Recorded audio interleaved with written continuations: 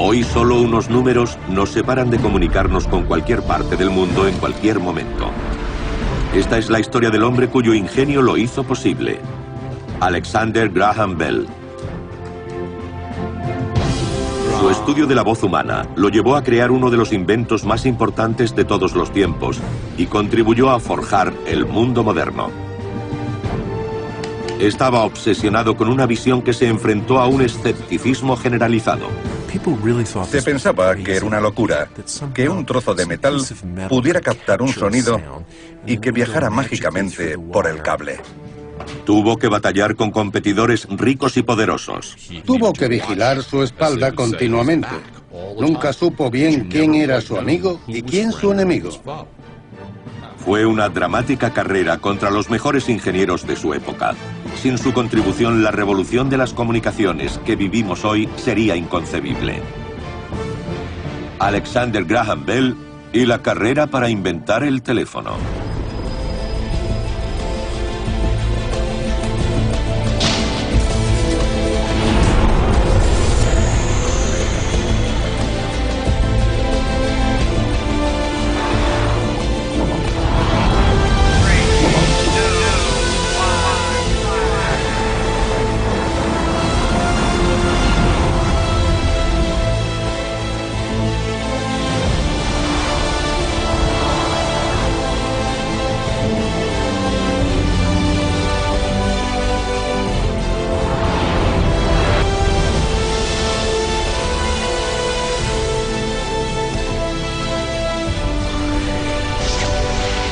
Misión X, la evolución del teléfono.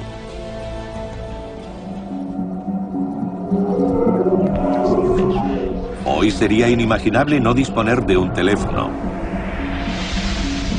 Masas de datos recorren el mundo en milésimas de segundo, permitiendo la comunicación instantánea a una escala inmensa. Lo damos por sentado, pero no hace mucho era impensable. Todo comenzó con una dramática carrera tecnológica en el siglo XIX. Estamos en 1879, en Nueva York, y una agria batalla judicial por una codiciada patente está alcanzando su culmen. Juro decir la verdad, toda la verdad y nada más que la verdad. Alexander Graham Bell se defendía desesperadamente.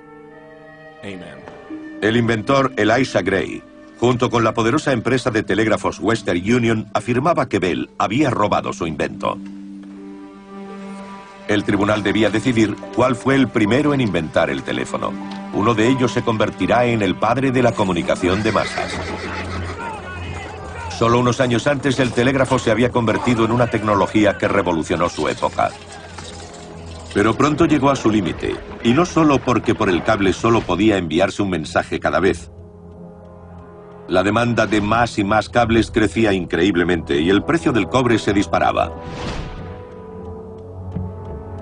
La empresa de telégrafos Western Union controlaba el negocio del telégrafo en Estados Unidos y buscaba desesperadamente un modo de cubrir las necesidades del país. Todos los días cursaban unos 30.000 telegramas. Sus beneficios eran inmensos, pero veían más potencial aún. La comunicación estaba muy limitada. Si solo podía enviarse un telegrama cada vez. Si pudieran enviarse 2, 4 u 8 sería más eficaz y podrían obtener más beneficios. Eso suponía mucho dinero para la Western Union. Los inventores más importantes de la época intentaban resolver el problema, incluido Thomas Edison, que ideó una máquina que podía enviar 4 mensajes simultáneamente por la misma línea. El tráfico de telegramas se expandió rápidamente y la Western Union subió sus precios. Alexander Graham Bell, un completo desconocido por entonces, decidió participar en la carrera. Bell estaba convencido de que era posible enviar varios mensajes a la vez por frecuencias distintas. Era una creencia basada en su experiencia personal. Bell nació en Escocia en 1847. Desde muy joven conoció muy de cerca la dificultad de no poder oír. Tocaba el piano para su madre todos los días.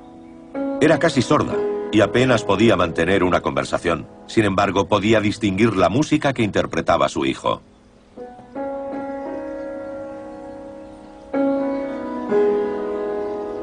El padre de Bell, terapeuta del habla para sordos, ya había intentado ayudar a su esposa creando un lenguaje visual. En este singular alfabeto fonético, cada letra está representada por una posición específica de la lengua, permitiendo a los sordos aprender a imitar los sonidos del habla. La familia Bell tuvo un papel muy importante en la formación de Alexander Graham Bell y en cómo se desarrollaron su carácter y su vida. Era una familia que creía que había que estudiar y adquirir conocimientos y ciencia para ayudar a la sociedad y hacer del mundo un lugar mejor. Y a diferencia de otros inventores similares de su generación, Bell sentía que tenía el deber de mejorar la sociedad. En 1870 la familia emigró a Canadá. Poco después Bell se trasladó a Boston, Estados Unidos, donde llegó a sus oídos el problema del telégrafo y se inspiró para buscar la solución. Con 24 años, Bell ingresó en el negocio familiar y se hizo profesor de sordos. Desarrolló nuevas técnicas de enseñanza. Hacía que los niños sintieran las vibraciones producidas por su voz en un globo hinchado. Podían notar los cambios de vibración según el tono de su voz. Este principio sería la clave para una nueva manera de transmitir mensajes. Esto hizo que Bell se preguntara si sería posible enviar frecuencias diferentes a través de un cable. Llevaba prácticamente una doble vida. Tenía una profesión muy estresante, con muchos alumnos, y daba clases en la universidad. Además, por la noche trabajaba como inventor, intentando inventar algo que le diera estabilidad en la vida. Pero en un laboratorio de Chicago, otro hombre también estaba decidido a ser el primero en resolver este problema técnico. Elisha Gray, un inventor de éxito y experto en telegrafía, puso a docenas de sus empleados a trabajar en este proyecto. Tuvo la misma idea que Bell. Él también pretendía enviar varios mensajes a frecuencias eléctricas diferentes a través de un solo cable. Había comenzado la implacable carrera por ser el primero en conseguirlo. Ahora los cables de cobre han sido sustituidos por la fibra óptica. En lugar de por electricidad, la información se transmite por pulsos de luz. Cada frecuencia tiene una longitud de onda diferente, por lo que muchas señales a frecuencias distintas no se superponen ni causan interferencias. Receptores calibrados pueden descodificar cada señal entrante por separado.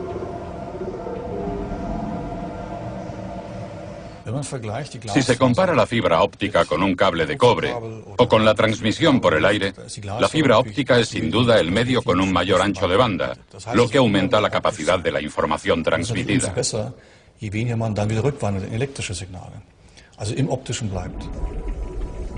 Generalmente, la conexión a la red de fibra óptica se hace por medio de cables de cobre, así que cada mensaje necesita ser convertido primero en señales de luz. En el laboratorio Bell de investigación de Nuremberg, siempre hay ingenieros buscando la manera de aumentar la velocidad y la eficiencia de esta conversión. Actualmente el mejor método es introducir los datos en procesadores de alto rendimiento, amplificándolos en su salida al exterior.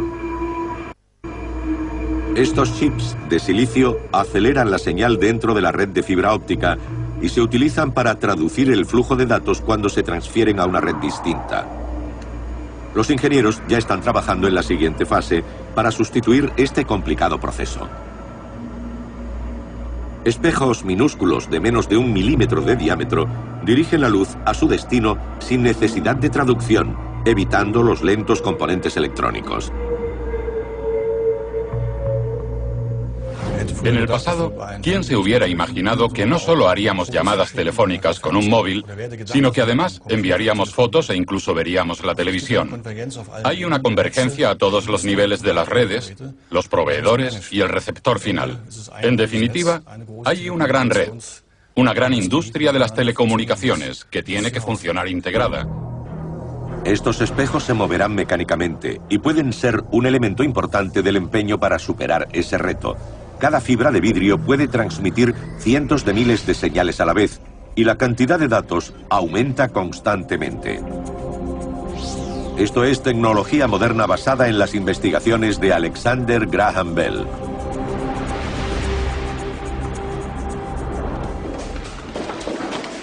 En 1873, la transmisión múltiple todavía era teórica, y Alexander Graham Bell no sabía si ganaría la carrera contra Gray. Pero entonces, conoció a un abogado de Boston. Gardiner Hubbard era un rico letrado muy conocido, especializado en la legislación de patentes, que en ese momento llevaba una campaña implacable contra el monopolio de la Western Union. Había oído hablar de los impresionantes logros de Bell como profesor de sordos, y le pidió que diera clases a su hija Mabel. Había perdido la audición a la edad de 5 años a causa de la escarlatina. Hasta entonces, ningún médico o profesor había podido ayudarle. Ahora Bell se ocuparía de la joven de 17 años. La propuesta de Hubbard le viene muy bien. Los ingresos extra le ayudarán a financiar los experimentos que lleva a cabo en su tiempo libre. Pero pronto los encuentros se convierten en algo más que trabajo. Bell se enamora de Mabel. Pero ella es inaccesible. No solo es su alumna, además proviene de la alta sociedad. Y Bell apenas tiene un céntimo a su nombre. Alexander Graham Bell se crecía ante los problemas. Tenía días buenos en los que estaba muy animado y días malos en los que estaba por los suelos. Pero sobre todo su amor por Mabel le daba energías y más determinación para lograr el éxito, para hacer algo con su vida. En el verano de 1874, durante una visita a su familia, Bell se obsesionó con una idea que lo dominaría el resto de sus días. Comenzó inmediatamente nuevos experimentos en el granero de sus padres. Si se podía enviar código Morse por un cable, ¿por qué no la voz humana? Pero para ello primero debía conseguir transformar el sonido en señales eléctricas. Y se topó con un problema. No había electricidad en la granja de sus padres, pero lo solucionó con ingenio. Un amigo médico le había enviado el oído de un cadáver. Cuidadosamente, Bell fijó una pluma al tímpano y colocó la punta sobre la superficie de un cristal ahumado. Quizá las ondas sonoras producidas por su voz tuvieran la fuerza suficiente para hacer vibrar la pluma, dejando un dibujo sobre el cristal.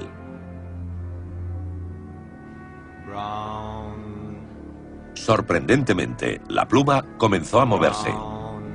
Bell había conseguido trasladar el sonido de su voz a un medio diferente. Pero seguía sin saber qué hacer con ese dibujo de ondas.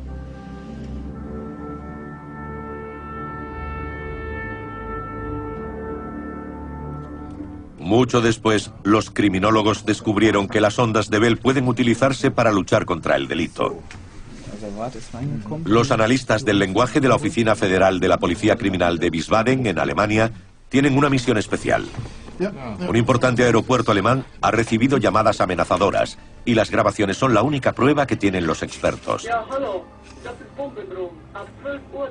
El aeropuerto ya tuvo que cerrarse una vez por una de estas llamadas. Para la seguridad aérea, esto es un desastre total. Es fundamental identificar y detener al chantajista cuanto antes. Los analistas examinan cada palabra minuciosamente. Una sola frase basta para arrojar pistas sobre el origen y el nivel de educación del que llama. Estas importantes pruebas llevan a la detención del autor solo unos días después.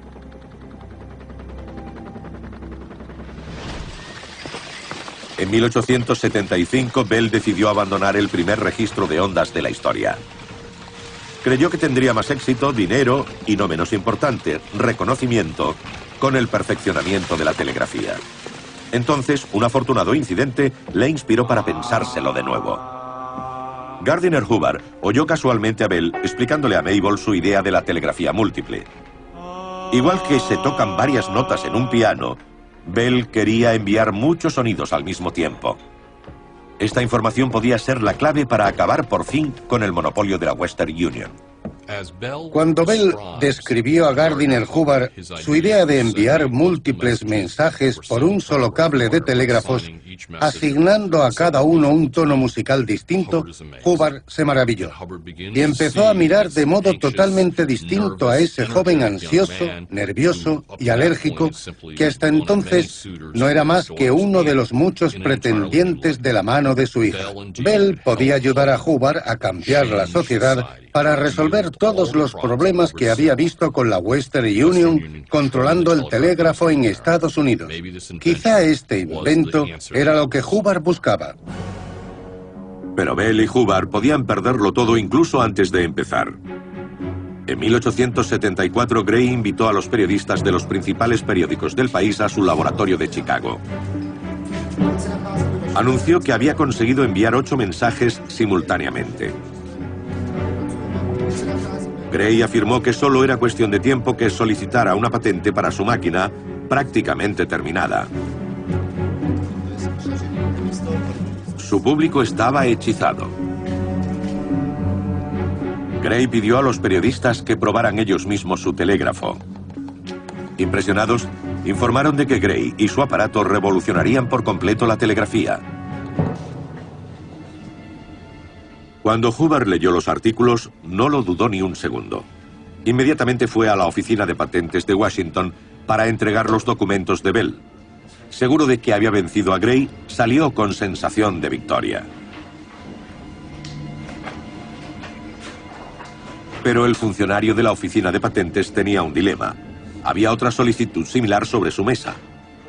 Lo decisivo para la concesión de una patente no es la fecha de la solicitud, sino a quién se le ocurrió antes la idea. Gray también había entregado una serie de documentos prácticamente idénticos a los de Bell.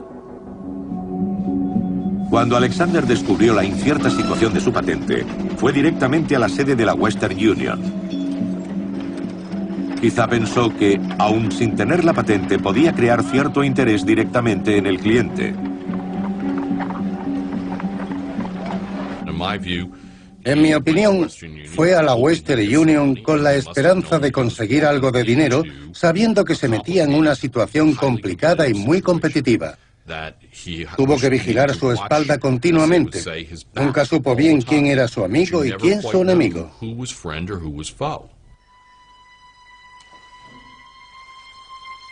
Hubbard había avisado a Bell de que la Western Union trataría de engañarlo, pero él decidió ignorar el consejo. Bell recibió una amistosa acogida en sus oficinas. Quizá Hubbard era demasiado cauteloso. Los directores de la Western Union habían oído hablar mucho de él y quedaron impresionados con su máquina. Pero en secreto tenían su propio plan.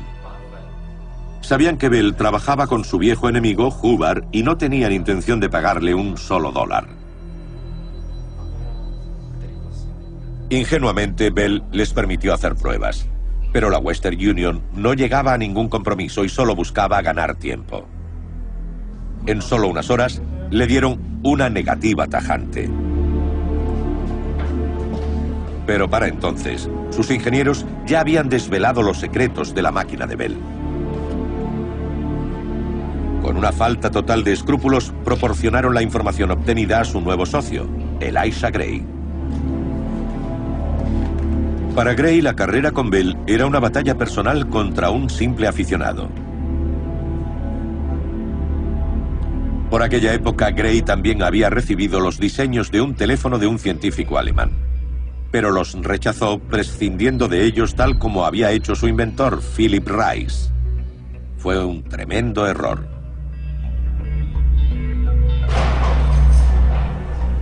Más de 130 años después, en los almacenes del Museo de Correos y Telecomunicaciones de Frankfurt, más de 300.000 objetos cuentan la historia de la comunicación a larga distancia.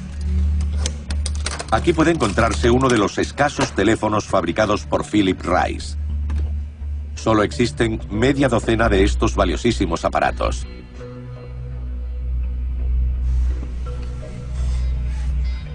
Su funcionamiento es sencillo. La voz pasa por un micrófono y las ondas sonoras hacen vibrar una membrana hecha con tripa de cerdo que constituye la pieza central del teléfono de Rice. Esta membrana está unida a un circuito eléctrico cuya intensidad fluctúa con la vibración de la membrana. En el receptor, una aguja de coser insertada en una bobina reproduce el sonido en una caja de resonancia. Aparentemente, la primera frase transmitida por el teléfono de Rice fue: "El caballo no come ensalada de pepino", una afirmación controvertida que no admiten muchos expertos. No hay ninguna evidencia que sugiera que el llamado teléfono de Rice fuera capaz de transmitir un discurso continuo y comprensible. Lo que se sabe es que puede transmitir ciertos tonos de voz e incluso algunos instrumentos musicales. Pero la voz es mucho más difícil de transformar en señales eléctricas para ser transmitida. Y Rice nunca lo consiguió.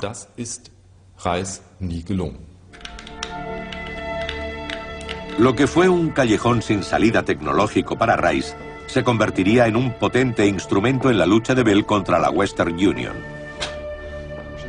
Para entonces Bell había contratado al técnico Thomas Watson.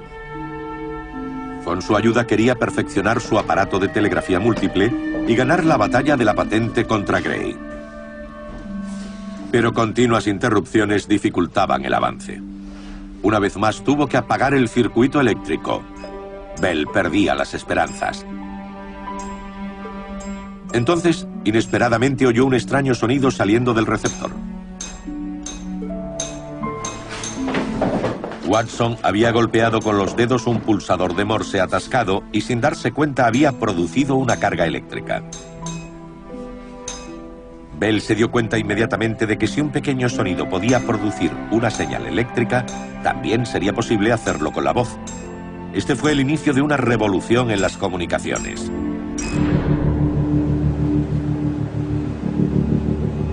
Hoy el volumen de datos se ha duplicado en solo unos años. ¿Cómo puede mantenerse ese ritmo? En el laboratorio Bell, los ingenieros quieren saber a cuánta presión pueden someter una red de telefonía móvil antes de que se colapse. Si una red fallara, sería el caos. Los ingenieros están probando el sistema.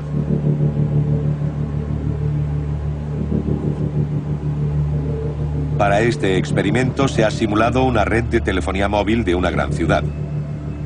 Una serie de aparatos envía llamadas a la red y el ordenador multiplica las señales. Esta prueba aportará una valiosa información para el desarrollo ulterior del hardware y el software. De momento, la red sigue cursando todas las llamadas. Sigue aumentando el número de conexiones.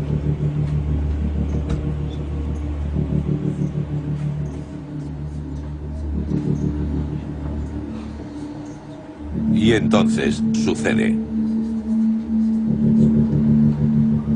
Con 230.000 conexiones de voz y datos, la red cede a la presión. Los colapsos de la red pueden paralizar regiones enteras, como los apagones.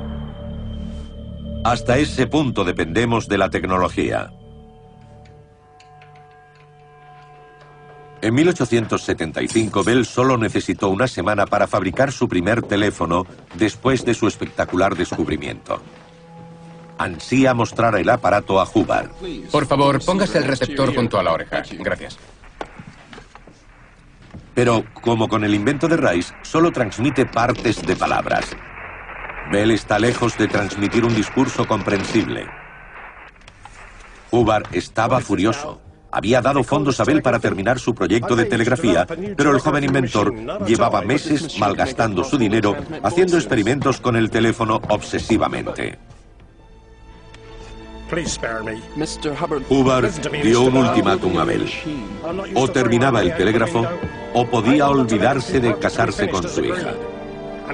Esto fue un golpe devastador y sometió al joven a una presión aún mayor. Bell afrontaba un enorme dilema. Debía elegir entre Mabel y su teléfono. La Biblioteca del Congreso de Washington se fundó hace 200 años y ahora es la mayor del mundo. Sus estanterías contienen millones de documentos irreemplazables en 460 idiomas, así como innumerables archivos sonoros y películas. Es la meca de los científicos de todo el mundo. Y también guarda los diarios de Alexander Graham Bell.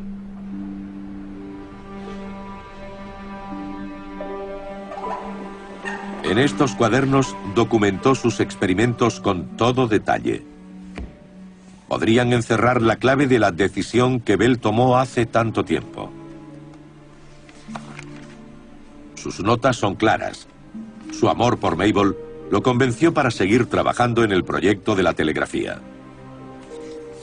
Pero 3 días a la semana las páginas están llenas de notas con experimentos relacionados con el teléfono. Obviamente no estaba dispuesto a renunciar a su otra pasión. Cada día Bell anotaba sus logros y sus fracasos, así como dibujos que lo acercaban a su objetivo. Estos diarios serían extremadamente importantes para él en el futuro.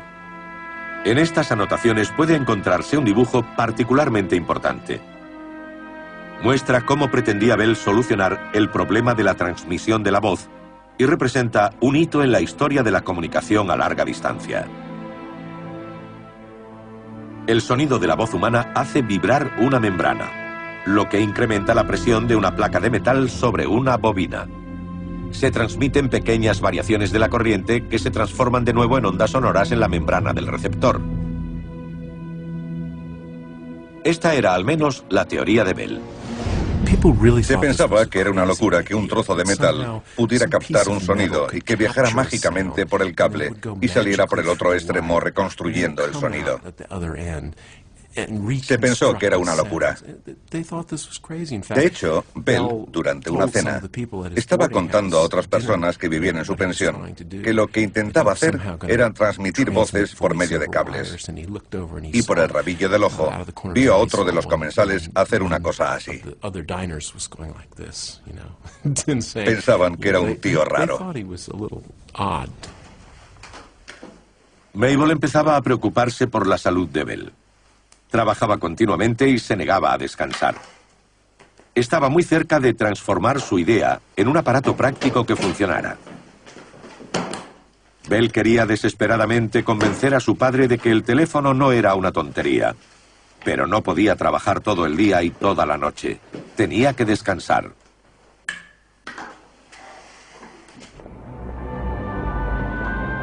Hubbard tenía noticias preocupantes de la Oficina de Patentes de Washington. Unos abogados amigos le informaron de ciertas investigaciones particularmente exhaustivas y detalladas. Alguien estaba intentando averiguar si ya existía la patente de algún teléfono.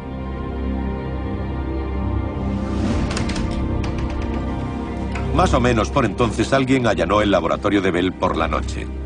Algunos documentos desaparecieron misteriosamente. ¿Había subestimado Hubbard el valor del invento de Bell? Hubbard no podía demostrarlo, pero sospechaba quién era el responsable. Tengo un encargo especial para ustedes. Poco después, en Chicago, Gray reúne a su equipo. Tiene un trabajo urgente para ellos: hacer un teléfono que funcione. Es posible que los ingenieros lo cuestionaran. ¿Cómo podía transmitirse el sonido de la voz por un cable? Pero Gray insiste en que el proyecto es vital para el futuro de la empresa. Tenían que empezar desde el principio. Con los dibujos de Bell, estaban seguros de que serían los primeros en hacer un teléfono que funcionara y pondrían a Bell en su sitio. En febrero de 1876, Hubbard, que hasta entonces había sido crítico y escéptico, solicitó en secreto la patente del teléfono de Bell sin que éste lo supiera. Resultaría ser una decisión afortunada. Gray apareció el mismo día. 2 solicitudes en solo unas horas para el mismo invento. El funcionario de la oficina quedó sorprendido. Nunca había ocurrido. Y ya existía otra patente cursada años antes para un teléfono. El funcionario encontró los documentos. Pertenecía a un italiano llamado Antonio Meucci.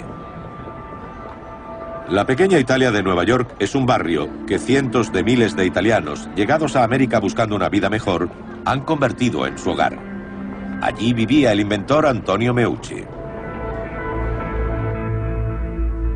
Quería comunicarse desde su taller en el bajo con su esposa postrada en la cama en el tercer piso, así que ideó un aparato en 1854 al que llamó teléfono. Patentó su invento por $10 y esperó encontrar financiación, pero sus esperanzas fueron en vano. Protegió su idea hasta 1874, cuando caducó la patente. Como la patente de Meucci había expirado, no podía frenar las solicitudes de Bell ni de Gray. Pero ¿para quién debía ser? Todo el mundo sabe que Gray y Bell llevaron sus inventos a la oficina de patentes el mismo día. Es uno de los hechos más conocidos. Pero es totalmente irrelevante porque Gray tenía una patente provisional que decía que pretendía inventar algo, mientras que Bell tenía el concepto. La tarde del 3 de marzo de 1876, su 29 cumpleaños, Bell recibió el mejor regalo de su vida. La patente para el teléfono le fue concedida a él. Pero la patente no servía de nada si no podía fabricar un aparato que funcionara según sus planos. Bell y Watson prepararon otro de sus incontables experimentos. Las cosas no iban según lo planeado y necesitaban avanzar.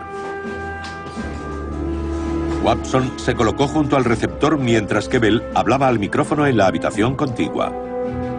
Señor Watson, venga para acá, me gustaría verle.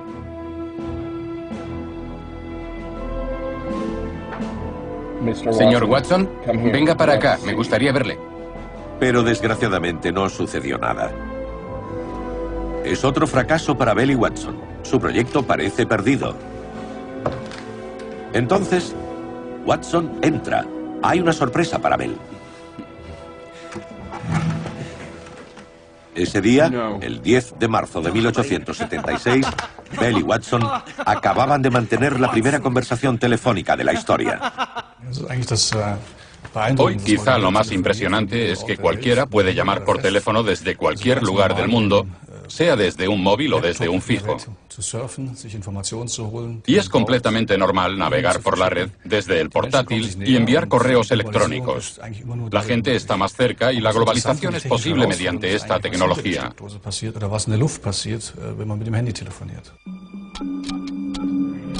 Si alguien marca en Nueva York un número de teléfono móvil en Tokio, lo primero que se comprueba es si se puede conectar con el teléfono de Tokio. La señal se introduce en la red global en la central de Nueva York. Luego atraviesa el continente americano y recorre el fondo del Océano Pacífico por un cable hasta Extremo Oriente. Solo en el Pacífico se han tendido más de una docena de cables submarinos de alta tecnología. Cada segundo pueden enviarse por ellos 1000 gigabytes de datos, aproximadamente 62 millones de llamadas. No son los satélites, sino cables de fibra óptica que cubren el planeta los que forman la espina dorsal de los sistemas de comunicaciones. A través de ellos, la llamada hecha desde Nueva York llega a su destino en instantes. Si el teléfono móvil de Tokio está encendido, una confirmación vuelve a Nueva York. Solo entonces se conecta la llamada de un lado del Pacífico al otro. Todo este proceso solo tarda milésimas de segundo. En todo el mundo se establecen unos 10 millones de conexiones cada segundo, con una calidad de sonido que hace que parezca que el interlocutor está en la habitación de al lado. Pero ¿cómo era la calidad del sonido de los primeros teléfonos de Bell? Los ingenieros del laboratorio de un fabricante de micrófonos líder en el mercado están preparando un experimento fascinante. Un teléfono de Bell de 130 años de antigüedad será reactivado para comparar la calidad de su sonido con un teléfono móvil moderno. El imán original ha perdido su potencia, así que se usará uno nuevo para que este antepasado de todos los teléfonos modernos vuelva a la vida. Será sorprendente solo que funcione. Esta es una habitación insonorizada donde se someten a prueba los micrófonos de tecnología punta. Los ingenieros están seguros de que el teléfono de Bell no podrá competir con un móvil.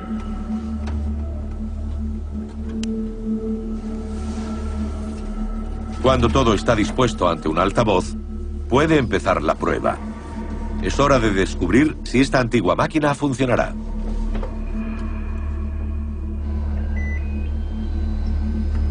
En principio, el teléfono de Bell permanece en silencio. Pero entonces, ¡eureka! El teléfono de Bell todavía funciona 130 años después.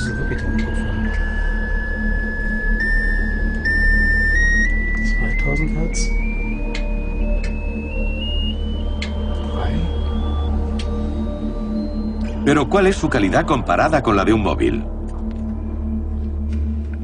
Ahora el teléfono de Bell se enfrentará al auricular de un teléfono moderno en las mismas condiciones. Del altavoz salen frecuencias entre 40 y 20.000 hercios y se graban las señales recibidas.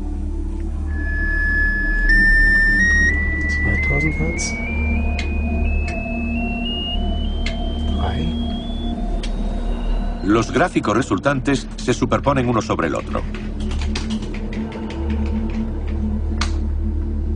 En la zona central de la voz, la curva azul del aparato de Bell muestra una calidad aún mayor que la gráfica roja del teléfono moderno. La primera sorpresa fue que el aparato funcionara después de 130 años. Las curvas de frecuencia son muy amplias y buenas en la zona perteneciente a la voz. Por supuesto, tuvimos que ayudar un poco. Lo hemos limpiado, le hemos puesto protección y hemos restaurado los contactos antiguos. Pero este resultado es verdaderamente sorprendente, siendo uno de los primeros teléfonos. Ha resultado mejor que un micrófono moderno. Estamos en 1876, en Filadelfia, y Estados Unidos celebra su centenario. Es una plataforma ideal para que Bell presente su invento al público.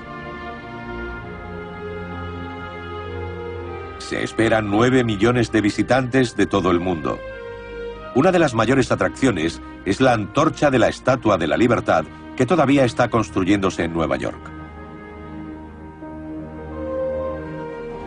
Pero a Bell le preocupa que su teléfono parezca ridículo en comparación con objetos tan gigantescos. Mabel le recuerda que un jurado premiará con una medalla al invento más útil. Pero Bell ha tomado una decisión y rehúsa. Mabel le da un ultimátum. O va a Filadelfia o corta su relación. Mabel era una joven extraordinaria y creo que comprendió la importancia de esta oportunidad para él. Así que se presentó con los billetes en la mano y le dijo: Alec, vas a venir conmigo, vas a subirte al tren e iremos a Filadelfia o no me casaré contigo. Y claro, tuvo que ir. Los jueces deciden el ganador del codiciado premio a puerta cerrada. El favorito es el rival de Bell, Elisha Gray. Cuando es presentado al emperador de Brasil, Dom Pedro ya está seguro de su victoria. Bell había conocido poco antes al emperador, pero Dom Pedro y los demás jueces solo parecen interesados en la impresionante actuación de Gray. Para Bell, todo parece perdido. Pero el emperador reconoce a Bell que le había impresionado durante una reciente visita a una escuela para sordos. Fue un golpe de suerte. Entonces Don Pedro le presenta a otro eminente juez, Lord Kelvin. A los dos les interesa el aparato de Bell y este los invita a probarlo ellos mismos. Un momento. Bell cruzó la sala de exposiciones y habló por el micrófono. Escuchen. Este aparato es un teléfono. Puede transmitir voces por medio de un cable. Atónito, Lord Kelvin oye claramente a Bell. Incrédulo y temiéndose un truco, quiere asegurarse de que el invento de Bell no es un fraude.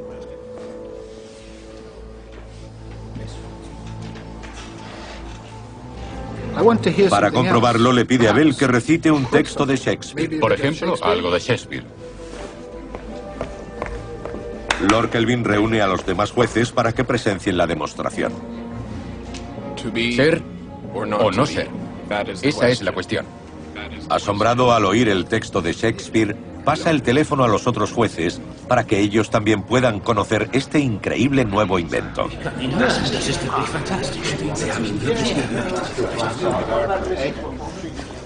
La decisión del jurado es unánime. La medalla se le otorga a Bell.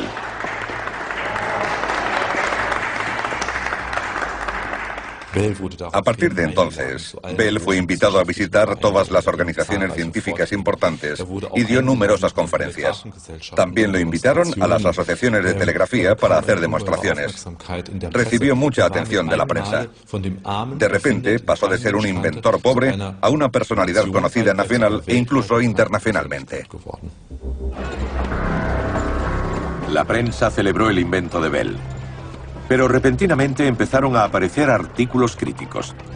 La Western Union propalaba el rumor de que el teléfono podía causar enfermedades, así como la absurda idea de que Bell era un espía que pasaba las conversaciones a terceras personas.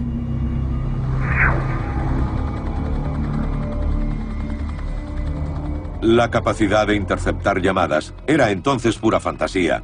Hoy es una realidad a una escala enorme. Una de las mayores estaciones de escucha del mundo puede encontrarse en Menwith Hill, en Inglaterra. Es una de las aproximadamente 20 que hay en el mundo, consideradas integrantes de la red de escucha Echelon, creada para controlar el tráfico global de radio dentro de la lucha mundial contra ataques terroristas. El sistema es tan avanzado que puede reconocer palabras, frases e incluso voces concretas. Algunos de los ordenadores más avanzados del mundo se utilizan para analizar infinidad de datos en milésimas de segundo. Solo en la sede de la CIA trabajan 28.000 personas en proyectos de escucha. Bell viajaba por toda América comercializando su idea, dando conferencias y haciendo demostraciones. Donde quiera que apareciese, no solo los expertos, sino el público en general quedaban fascinados por el aparato. Recibía aplausos entusiastas de espectadores asombrados. Al principio pensó que así obtendría beneficios del teléfono. Podía recorrer el país mostrándolo y recogiendo ingresos. Lo primero que hizo con el dinero del experimento de Salem fue acudir a una joyería para que le hicieran un pequeño modelo del teléfono en plata y se lo regaló a Mabel. Después, ella diría que esa fue su posesión más valiosa. Esa hermosa cosita la hizo con el primer dinero que ganó con el teléfono. Reconociendo el asombroso logro de Bell, Hoover accedió por fin a que se casara con su hija. El inacabado proyecto de la telegrafía fue olvidado. La demanda de teléfonos era enorme, pero no estaban a la venta. Solo podían alquilarse a la empresa fundada por Bell y Hoover, permitiéndoles controlar el mercado.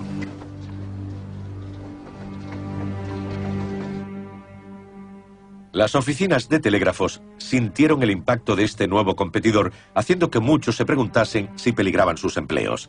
La Western Union estaba amenazada y debía hacer algo para defender su propia existencia. Elisha Gray no había superado su derrota en la gran exposición. Junto con la Western Union, buscó la manera de hacerse con el control del lucrativo mercado del teléfono y urdieron un plan. Pronto empezaron a vender sus propios teléfonos. La Western Union empezó a expedirlos inmediatamente por todo Estados Unidos a un público ansioso. El hecho de que Bell poseyera la patente del teléfono no parecía preocupar lo más mínimo a Gray o a la Western Union. Con total descaro afirmaban que Bell había robado la idea de Gray. Tenemos la idea de que la Bell moderna era un gran monopolio, pero en aquella época era como David contra Goliat. Era una empresa muy pequeña. La Western Union tenía todos esos cables, tanto empleados y toda esa infraestructura. Solo comprar el cobre para todos esos cables suponía un gasto increíble. Y la Western Union los estaba superando rápidamente.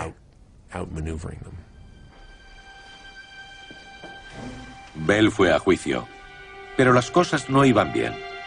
Parecía que iba a perder. Todo dependía de la prueba que estaba a punto de presentar. Los abogados de la Western Union iban bien preparados y seguros de ganar. Sabían que no tenía pruebas para respaldar su versión de la historia.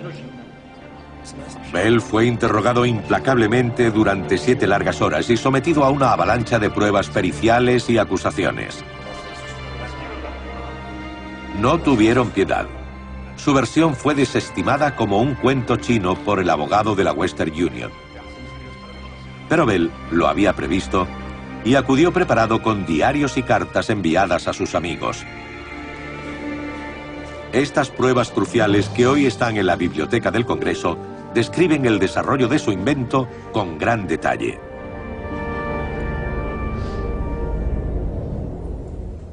Pasaron fácilmente 1 o 2 años recopilando todo ese material.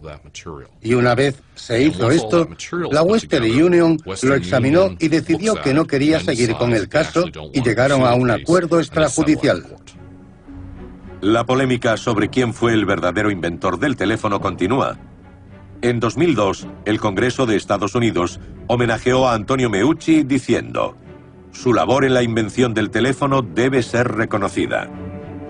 Hay quien ha acusado a Bell de robar la idea de Meucci, porque pudo ver su teléfono en las oficinas de la Western Union.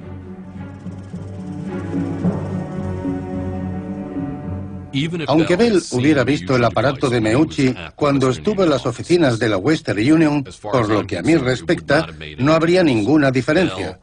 Bell ya tenía en mente un modelo sobre el desarrollo del teléfono. Lo iba a hacer de una manera concreta, y el aparato de Meucci hubiera sido interesante, pero no fundamental para su trabajo. Pese a la polémica, no hay duda de que Bell fue el que más impulsó el perfeccionamiento del teléfono. Y después de que la Western Union se retirara, la empresa de Bell aceleró el desarrollo del negocio. El teléfono cambia la forma de vivir de la gente, permitiéndole comunicarse a distancias mucho mayores. Marca el inicio de la era actual de una globalización omnipresente. Tras años de trabajo en pos de su objetivo, Bell perdió pronto el interés en el negocio del teléfono. En 1879 dejó la empresa Bell en rápido crecimiento para perseguir sus otras ambiciones. Siempre se cuenta la historia de que Bell detestaba el teléfono y que una vez lo arrojó de su oficina, pero no me lo creo. Estaba muy orgulloso de su retoño, pero no le gustaba tenerlo en su despacho y no le gustaba que le interrumpieran mientras trabajaba. Bell se mudó a la costa atlántica de Canadá y se consagró a nuevos proyectos, como intentos de volar.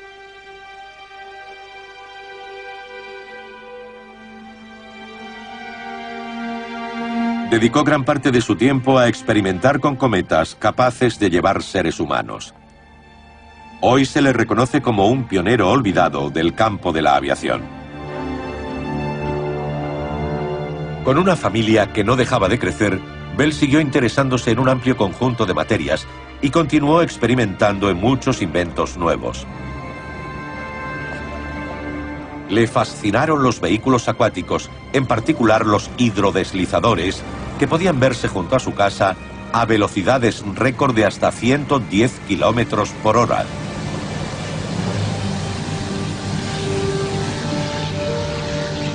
Bell no dejó de ser prolífico hasta su muerte en 1922. Veía la invención como una puerta a un futuro mejor. Solo lamentó no haber creado una máquina que ayudara a las personas sordas a comunicarse mejor. Este es el Museo Bell, a poca distancia de su retiro de campo en Baddeck. Aquí se exponen hoy numerosos inventos y también acoge un proyecto piloto que podría hacer realidad el sueño nunca cumplido de Bell. En las visitas guiadas, los visitantes sordos reciben pequeños receptores. La narración del guía es recogida por un micrófono y transmitida por ondas de radio directamente a los receptores de mano. Los visitantes pueden leer la transcripción en sus pantallas e incluso cambiar el idioma. Es una solución posibilitada por el rápido desarrollo de las telecomunicaciones desde la revolución de Bell. Ojalá estuviera aquí para verlo.